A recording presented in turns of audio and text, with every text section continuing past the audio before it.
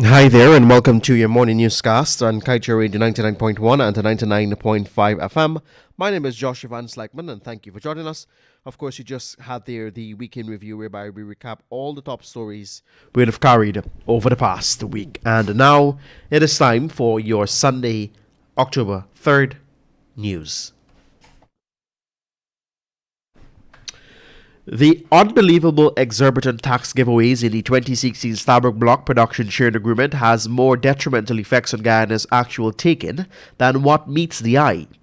The International Monetary Fund, the World Bank, and even the International Development Bank have said for years that Guyana Petroleum deal with ExxonMobil and its partners, Hess Corporation and the CNOOC Petroleum Guyana Limited, leaves the country with a 14.5% profit oil take.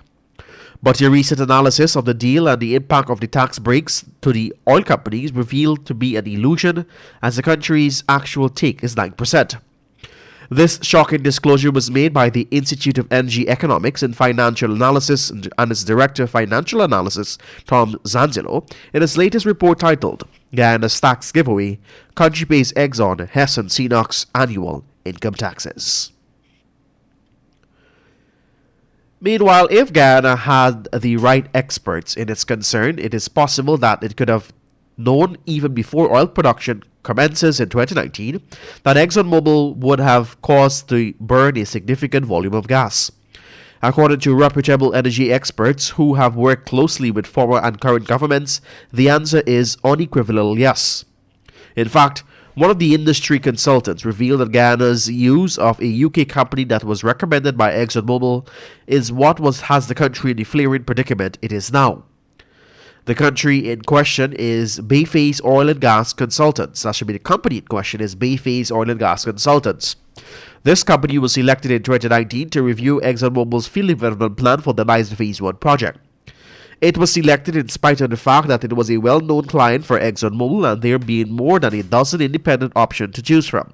In fact, Kaieteur was reliably informed by the consultant with a deep knowledge of the matter that Bayface was actually recommended to the Guyana Geology and Mines Commission by ExxonMobil. That recommendation was then passed on to former Natural Resources Minister Raphael Trotman. The two suspects in the murder of 19-year-old electrician Joshua Denny were shot dead on Saturday by ranks of the Guyana Police Force during a stakeout operation at the University of Guyana Access Road, Turkine, East Coast, Demerara. This is according to a statement sent out by the Guyana Police Force last evening. The ranks conducting the operation were forced to open fire on the suspects, who were identified as 21-year-old David Smith, also known as Berlin, and 20-year-old Kwesi Jupiter, called Ding Docker, after they pulled a gun on the ranks. That weapon has since been recovered. The suspects were killed sometime around 17 hours 30. Ranks had picked up their trail in the Commons Lodge Safari area. They had initially attempted to escape the ranks but were reportedly cornered along the UG Access Road. They were wanted for the murder of Denny, who was fatally shot around 6 hours 15 on Thursday, September 30th, for his gold chain.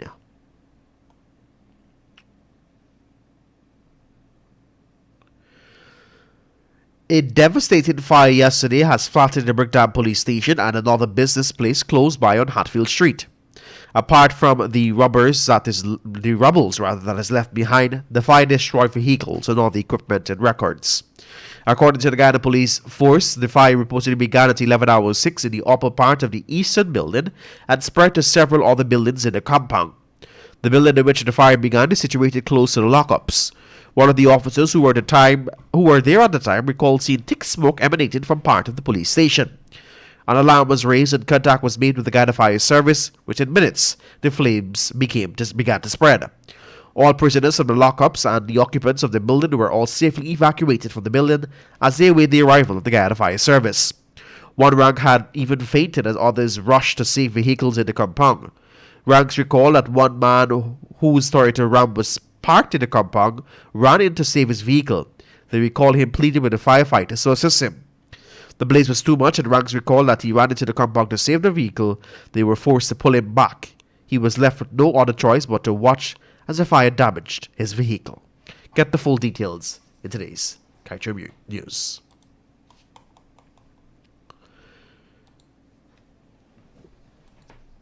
And finally, at this time on your main newscast. Deputy Superintendent Dexter Brong was on Friday arrested after he drove away from 2 police roadblocks. Deputy Superintendent Brong first drove away from the roadblock along the east coast of Demerara, but was cornered at his second one where a large quantity of cannabis and ammunition for a 9mm pistol were found in the car he was driving. Get the full details of that story in today's Kaieteur News.